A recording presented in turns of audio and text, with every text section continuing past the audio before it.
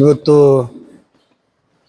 ಈಗಾಗಲೇ ಈ ತಾಲೂಕಿನ ಆಡಳಿತ ವ್ಯವಸ್ಥೆ ಯಾವ ರೀತಿ ಕುಸಿದು ಬಿದ್ದಿದೆ ಅಂತಕ್ಕಂಥದಕ್ಕೆ ಉದಾಹರಣೆ ಇವತ್ತು ದಂಡೋತಿ ಹಾಸ್ಟೆಲ್ನಲ್ಲಿ ಆಗಿರ್ತಕ್ಕಂಥ ಒಂದು ಅವ್ಯವಸ್ಥೆ. ಆ ಕಾರಣಕ್ಕಾಗಿ ಇವತ್ತು ಹಲವಾರು ವಿದ್ಯಾರ್ಥಿಗಳು ದವಾಖಾನೆಯಲ್ಲಿ ಟ್ರೀಟ್ಮೆಂಟ್ ತಗೊಂಡು ಇವತ್ತು ಅವರೆಲ್ಲ ಮನೆಗೆ ಹೋಗಿದ್ದಾರೆ. ಇನ್ನೂ ಈ ಎಲ್ಲ ಕಾರಣಗಳು ಇವೆಲ್ಲ ಆದರೂ ಕೂಡ ಈ ತಾಲೂಕಿನ ಶಾಸಕರಾಗಿರಲಿ ಅಥವಾ ಈ ರಾಜ್ಯದ ಗೃಹ ಮಂತ್ರಿ ಆಗಲಿ ಇಲ್ಲಿ ಬಂದು ಈ ಸಮಸ್ಯೆಯನ್ನು ಬಗೆಹರಿಸಿ ಅವ್ರಿಗೆ ಸಾಂತ್ವನ ಹೇಳ್ತಕ್ಕಂಥ ಕೆಲಸಗಳು ಕೂಡ ಅವ್ರು ಯಾವುದೇ ಮಾಡಿಲ್ಲ. ಮತ್ತು ಈ ಕಲಬುರಗಿಗೆ ಅವ್ರು ಬಂದೋದ್ರು ಕೂಡ ಗೃಹ ಸಚಿವರಾಗಿ ಈ ತಾಲೂಕಿಗೂ ಕೂಡ ಒಂದು ಕನಿಷ್ಠ ಸೌಜನ್ಯಕ್ಕಾದರೂ ಕೂಡ ಭೇಟಿ ಸಹಿತ ಆಗಿಲ್ಲ. ಅವರ ದಿನನಿತ್ಯ ಏನು ನಡೀತಾ ಇದ್ದಾರೆ ಅಂದರೆ ಹೋಮ್ ಮಿನಿಸ್ಟರ್ ಆಗಿದ್ದಾರೆ ಅಂದರೆ ನಮಗಂತೂ ಆ ಫೀಲ್ ಆಗ್ತಾ ಇಲ್ಲ. ಯಾಕೆಂದರೆ ದಿನ ಬೆಳಗ್ಗೆ ಆದರೆ ಒಂದೇ ಸಬ್ಜೆಕ್ಟ್ ಅವರು ಯಾವುದು RSS ರಿಜಿಸ್ಟ್ರೇಷನ್ ಮಾಡಿಲ್ಲ, RSS ಪಥಸಂಚಲನ ಮಾಡಿಲ್ಲ, RSS ಮತ್ತೊಂದು ಮಾಡಿಲ್ಲ, ಈ ಥರ. ಅಥವಾ ರಿಜಿಸ್ಟ್ರೇಷನ್ ಬಗ್ಗೆ ಅವ್ರಿಗೆ ತಕರಾರು ಇದ್ದರೆ ಕಾನೂನು ಚೌಕಟ್ಟಲ್ಲಿ ಅದು ಮ್ಯಾಂಡೇಟ್ರಿ ಇದ್ದಿದ್ರೆ ಇದು ಮಾಡಿಲ್ಲ ಅಂತ ಹೇಳಿ ಯಾಕೆ ಅದ್ರ ಬಗ್ಗೆನೂ ಕ್ರಮ ತಗೊಳ್ಳಿಲ್ಲ. ಕನಿಷ್ಠ ಕೋರ್ಟ್ಗಾರು ಹೋಗ್ಬೋದಾಗಿತ್ತು, ಅದನ್ನು ಸಹಿತ ಇವರು ಮಾಡಿಲ್ಲ. ಸುಮ್ಮನೆ ದಿನನಿತ್ಯ ಪ್ರಚಾರಕ್ಕೋಸ್ಕರ ಇದನ್ನು ಒಂದು ಇಶ್ಯೂ ಮಾಡ್ಕೊಂಡು ಕುಳಿತಿದ್ದಾರೆ. ಮಾತೆತ್ತರ 53,000 ಕೋಟಿ SCP TSP ಹಣನ ವರ್ಗಾಯಿಸಿದ್ರು ಬೇರೆ ಕಾರಣಕ್ಕೋಸ್ಕರ. ಯಾವತ್ತಾರು ಕೇಳಿದ್ದಾರೆ ಅದ್ರ ಬಗ್ಗೆ, ಒಂದಾರು ಮಾತಾಡಿದ್ದಾರೆ ಅವರು? ಇಂಥ ಹಲವಾರು ಉದಾಹರಣೆಗಳಿದ್ದಾವೆ. ಸುಮ್ಮನೆ ಉದ್ಯೋಗ ಸೃಷ್ಟಿ ಮಾಡ್ತಕ್ಕಂಥದ್ದು, ಇಂಡಸ್ಟ್ರಿಯಲೈಸೇಷನ್ ಮಾಡ್ತಕ್ಕಂಥದ್ದಕ್ಕೆ 3 ಇಂಪಾರ್ಟೆಂಟ್ ಆಸ್ಪೆಕ್ಟ್. ಒಂದು ಕಮ್ಯುನಿಕೇಷನ್, ಒಂದು ನೀರು, ಇನ್ನೊಂದು ವಿದ್ಯುತ್. ಆ 3 ಈ ಭಾಗದಲ್ಲಿ ಇದ್ದಾವೆ, ಯಾವುದೂ ಸಮಸ್ಯೆ ಇಲ್ಲ. ಆದರೆ ಇಂಡಸ್ಟ್ರಿಯಲೈಸೇಷನ್ ಯಾಕಾಗಲಿಲ್ಲ? ಮತ್ತು ಅದರಿಂದ ಉದ್ಯೋಗಗಳು ಯಾಕೆ ಸೃಷ್ಟಿಯಾಗಿಲ್ಲ? ಈ ಭಾಗದ ಜನಗಳು ವಲಸೆ ಯಾಕೆ ಹೋಗ್ತಾ ಇದ್ದಾರೆ?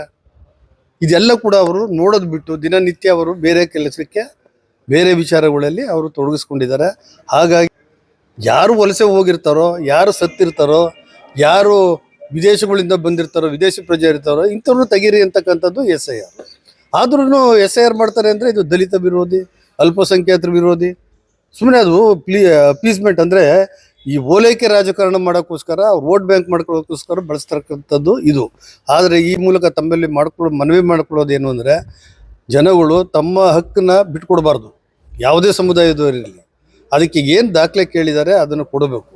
ಇಲ್ಲಾಂದ್ರೂ ಕೂಡ ಅಧಿಕಾರಿಗಳನ್ನ ಭೇಟಿ ಮಾಡಿ ಸಮರ್ಪಕವಾದ ದಾಖಲೆ ಹೊಂದಿ ತಮ್ಮ ಹೆಸರು